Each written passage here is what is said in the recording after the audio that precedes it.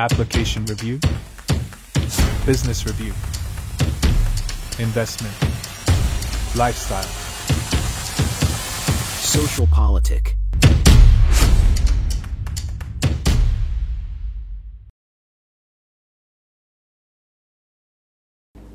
Halo Bapak Ibu, saudara-saudari sekalian, lovers and haters. Salam cerdas Indonesiaku. Jumpa lagi kita pada kesempatan kali ini. Bagi Anda yang belum subscribe channel saya, silakan subscribe channel saya.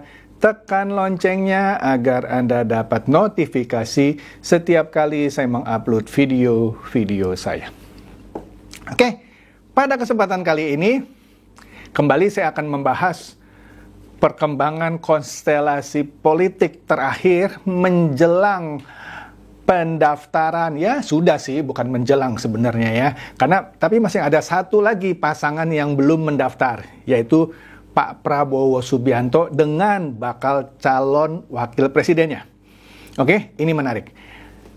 Apa yang menurut saya menarik? Begini, kita bicara dulu mengenai para buzzernya Ganjar ya, yang juga otomatis buzzernya PDIP, yang dulu juga buzzernya Pak Jokowi.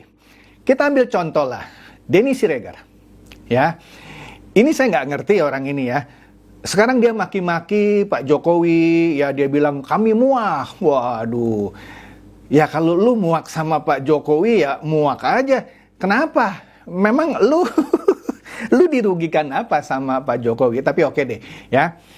Masing-masing orang kan punya hak ya, mau muak, mau apa. Tapi buzzer ini sepertinya nggak punya kerjaan selain setiap hari buat cuitan berkali-kali, pokoknya nyerang entah itu Jokowi, Gibran, atau Pak Prabowo Subianto, atau bahkan kadang-kadang Anies Baswedan. Tetapi yang saya lihat buzzer-buzzernya Anies atau buzzer-buzzernya Pak Prabowo nggak banyak tuh. Mungkin ada, saya nggak pernah lihat ya. Yang nyerang misalnya ya, buzzer Prabowo nyerang Anies. Nggak pernah saya lihat tuh. Atau buzzernya Prabowo yang nyerang Ganjar. Mungkin ada, tapi saya jarang lihat di Twitter gitu ya. Nggak semasif seperti buzzer-buzzernya Ganjar. Ya, seperti tadi Denny Siregar, Rudy Kamri, Alifur Rahman, dan lain-lain. Oke? Nah, sebelum saya masuk ini ya ke pembahasan saya. Pembahasan saya apa kali ini? Mengenai kemungkinan Pak Prabowo gagal nyapres. Loh, kok bisa? Nah, ini makanya dengarkan, karena ini menarik.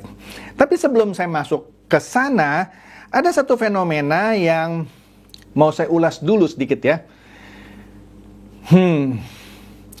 Sebelumnya saya sudah pernah bahas ya, di video saya sebelumnya, bahwa oke deh, Anda boleh mendukung atau mengidolakan capres dan cawapres pilihan Anda gitu ya. Ya tapi nggak segitu-gitunya kali ya, sampai mati-matian kayak hidup mati hanya untuk capres dan cawapres Anda. Memang kalau capres dan cawapres Anda itu menang, Anda dapat apa? Ya kecuali Anda buzzer ya, kalau Anda dibayar ya. Tapi kalau Anda bukan buzzer, mati-matian, capek deh coy. Kenapa? Dia jadi presiden, Anda pun tetap harus cari rezeki sendiri kok ya. Dia nggak akan ngasih uang Anda setiap bulan, nggak digaji setiap, kecuali buzzer ya yang digaji. Anda harus nyekolahkan anak Anda harus cari uang sendiri. Terlepas siapapun yang Anda dukung, mau itu Anies, Ganjar, atau Pak Prabowo, dia menang, Anda tetap harus cari uang sendiri, bayar kontrakan, bayar cicilan KPR, dan seterusnya. Sudah saya terangkan kan ya. Nah itu satu. Kedua, banyak orang yang lupa bahwa di permukaan ketika di pilpres, pileg atau apapun, terlihat seperti partai politik ini berantem gitu ya. Tapi setelah itu cair lagi. Contoh apa? Waktu itu Pak Prabowo yang katanya penculik gitu ya. Tapi kok dijadiin cawapres sama Ibu Mega 15 tahun yang lalu. Negeri ini adalah negeri paling bodoh kalau seorang penculik yang penjahat dong kalau penculik gitu ya. Atau bahkan yang lebih sadis lagi dia bilang dalang kerusuhan 98. Saya sering diskusi sama orang yang bilang, saya bukan bela Pak Prabowo. Saya bilang kalau Anda punya bukti yang tak terbantahkan bahwa Pak Prabowo adalah dalang kerusuhan Mei 19 berapa? 98 gitu ya. ungkapkan. Kalau enggak, Anda dianggap memfitnah. Tapi katanya kan gitu. Ya katanya, itu kan kerjaan buzzer gitu ya. Oke deh. Kalau memang dia dalam kerusuhan 98 gitu ya. Kalau soal menyekap itu ya sudah dibahas dan dia sudah nerima konsekuensinya, dipecat ya dari angkatan gitu ya. Itu pun sebenarnya dia menjalankan perintah dari mertuanya yang adalah Panglima tertinggi TNI pada waktu itu untuk mengamankan pemilu. Ya Anda bacalah di internet, kalau saya ngomong panjang-panjang dibilang saya basernya Pak Prabowo gitu ya. Padahal saya nggak dibayar nih. Oke? Nah, kembali lagi. Kemudian selain dia bisa nyapres 15 tahun yang lalu dengan Ibu Mega dari PDIP yang sekarang menjadi lawannya. Ini kan lucu ya kan? Maksudnya begini loh, di politik itu tidak ada musuh abadi, tidak ada kawan abadi, yang ada adalah kepentingan yang abadi. Suatu waktu dia bisa bersama, suatu waktu dia bisa berhadap-hadapan. Nggak aneh, ya. Kalau Pak Prabowo bisa nyawapres dengan Ibu Mega 15 tahun yang lalu, dan bisa nyapres di 2014 dan 2019, dan diberikan izin, apa itu SKCK, surat keterangan tidak pernah dipidana.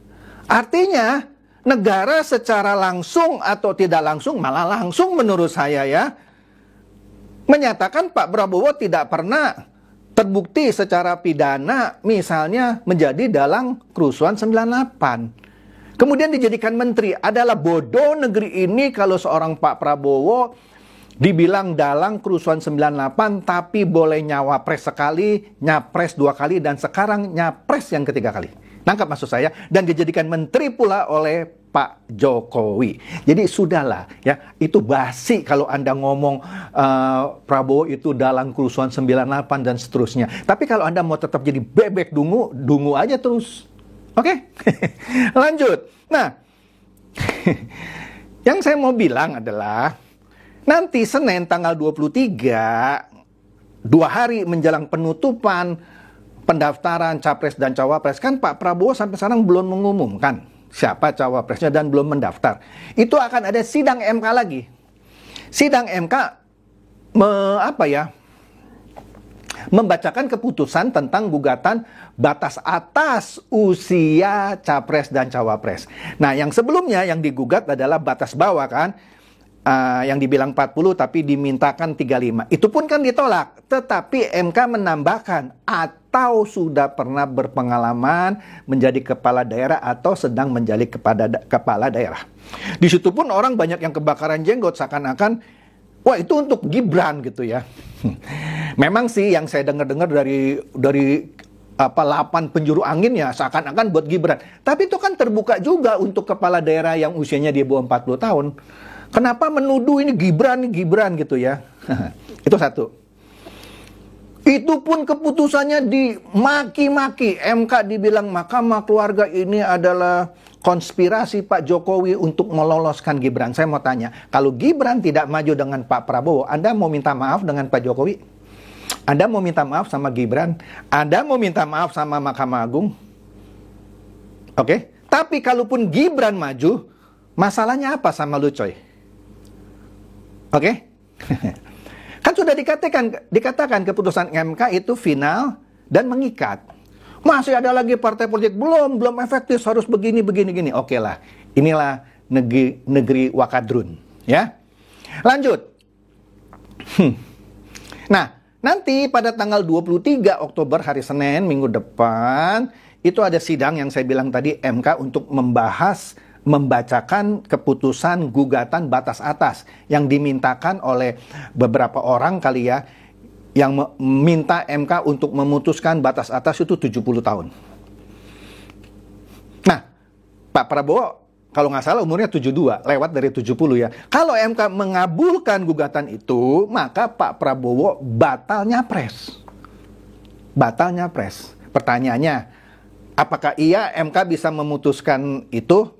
Bisa aja. Lah kan haknya di tangan MK. Nah, kalau MK memutuskan itu, bagaimana negeri ini? Pasti basar-basarnya Ganjar, hore! Pak Prabowo tidak bisa maju. Ini lucu gitu ya. Ketika ada keputusan yang memungkinkan orang untuk maju, diprotes. Ketika ada keputusan yang memungkinkan orang untuk tidak maju, disorakin. Jadi, ini basar-basarnya Ganjar lebih suka orang, gini loh. Dia sedih kalau orang senang, atau dia bersukaria kalau orang sedih gitu, ya kan?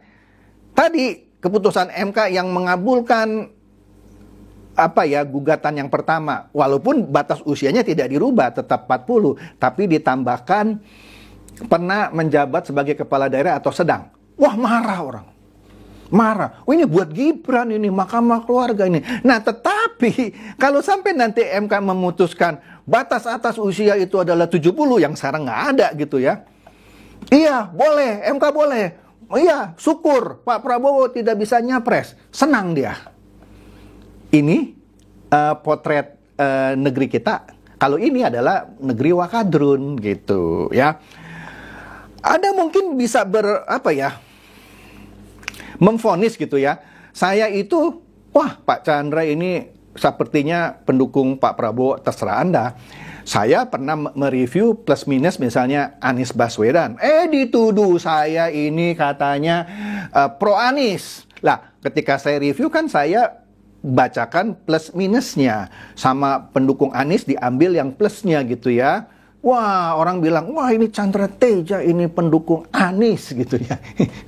Astaga. Padahal ketika saya mereview Pak Ganjar, juga saya review plus minusnya ya. Tapi sayangnya basarnya Ganjar tidak ngambil bagian positif yang saya sebut-sebutkan untuk Pak Ganjar.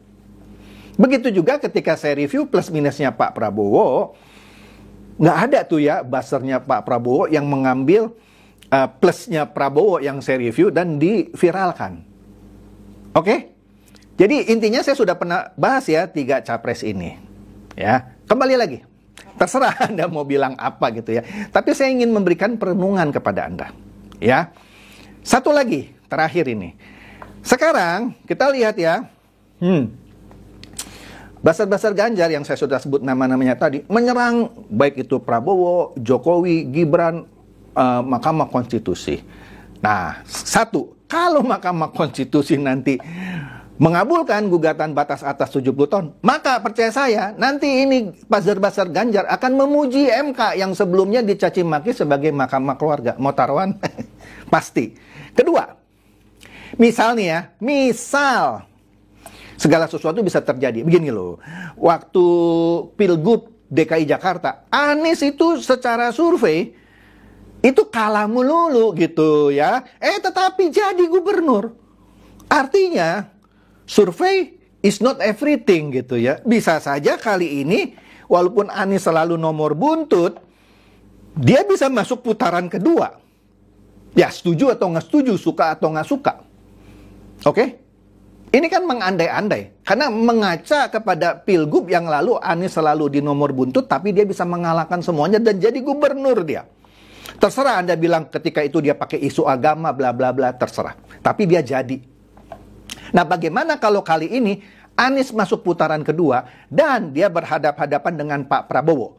Ini misal, artinya kubu Ganjar dan Mahfud harus memutuskan berkoalisi dengan Anies Amin atau berkoalisi dengan Prabowo, siapapun cawapresnya. Betul dong, dia harus pilih di putaran kedua. Pertanyaan saya, kalau Ganjar kalah di putaran pertama dan akhirnya dia memilih untuk berkoalisi dengan Koalisi Indonesia Maju yang dalamnya ada Pak Prabowo dengan siapapun cawapresnya, kemana itu basar-basar Ganjar yang selama ini selalu menyerang Pak Prabowo, Jokowi, dan Gibran dan Mahkamah Konstitusi?